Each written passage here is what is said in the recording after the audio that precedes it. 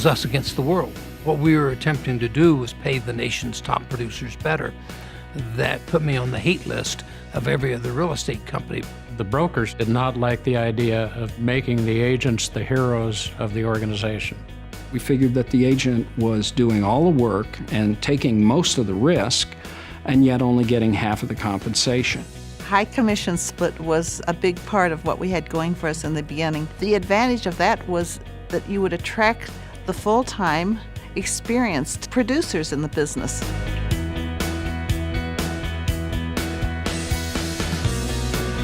Remax has always been that pioneer. We basically taught agents how to promote themselves. It was revolutionary. It was different than the way real estate had ever been done in the past.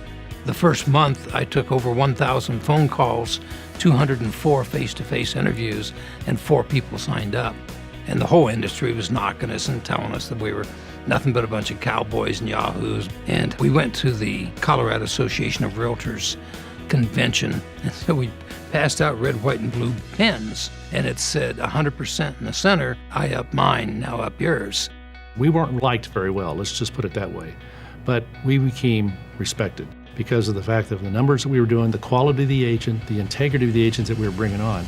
We evolved, and what happened was we coalesced around one image. We had 2 owners of the Remax franchise in Albuquerque, and the Albuquerque Balloon Festival was just taking off. At the same time, the regional owners had a meeting in Chicago, and we looked up at the TV, and there's the Remax balloon. Nobody wanted it as a logo.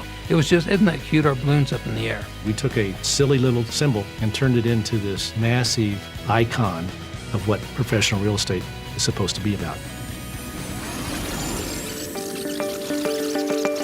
The early days of the company were fraught with a lot of financial difficulties.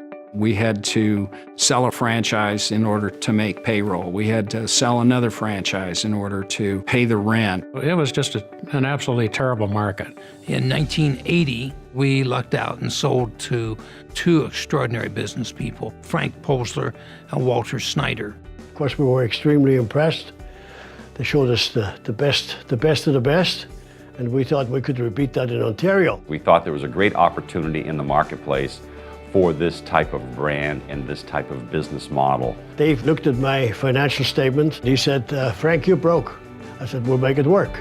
They convinced us that they could do the job, and they totally turned the company around. Frank and Walter understood franchising. They fell in love with our concept. They opened the entire European continent for us. And overnight, they revolutionized our company. In 1983, we did our first conference up in Northern Ontario. This guy flew in with his seaplane, and I said, Dave, you want to fly with us? No, he said, Gail, you go. The pilot made a mistake. The plane went into a stall spin, crashed into the trees.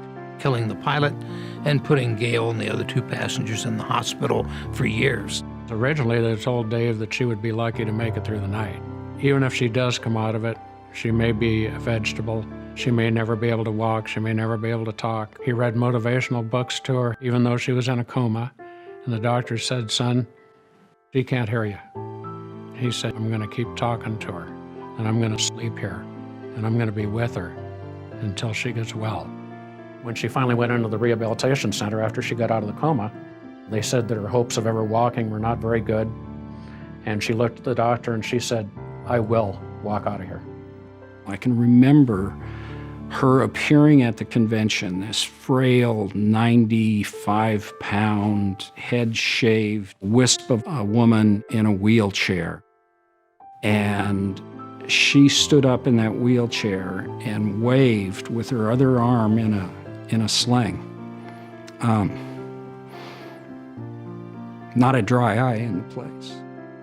That she wouldn't let it take her down. And I think that ignited all of us to work even harder and harder.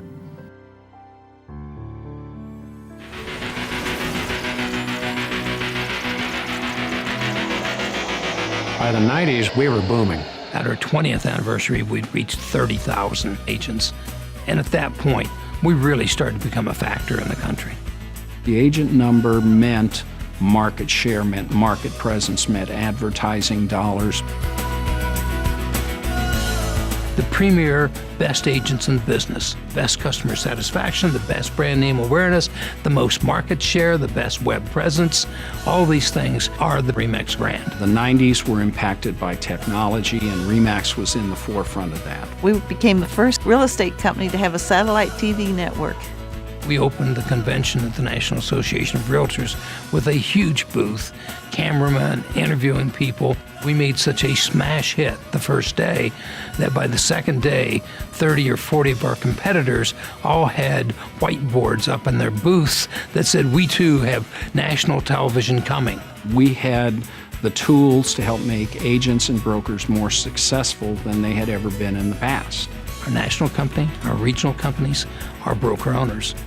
We are all specialists in providing products and services to help top producers become more successful. We are totally devoted to the top producer. By the time 2000 rolled around, Remax was the significant player in the real estate industry in all of North America. We went from country to country and started seeing the immediate success. We were established. We were the go-to company. We had a national presence in the media. It was inevitable we'd become number one. Remax survived the difficult markets for the same reason that we prospered in the very good markets. We said, batten down the hatches. This is going to be the toughest one we've ever seen. Dave, being the visionary that he is, realized what agents needed to do was change the focus of their business. First, we saw the unbelievable number of foreclosures and REOs coming and said, you've got to prove to bankers you can handle REOs. It's going to be the business we have. We started teaching the CDPE course and pushed the short sales. We went to Fannie, Freddie, FDIC, Treasury, and HUD. We helped them rewrite the short sale rules. So we embraced the changes. If you have a company that's built with the very best brokers and the very best agents, it's going to prosper. To be affiliated with the best agents, the best broker owners and managers, it's been the best 40 years of my life. There's no words to explain how much we appreciate the real estate agents and broker owners that work with us. They built this company. It was a passion for the organization. It was an absolute love for the people at Remax, and we never lost our focus.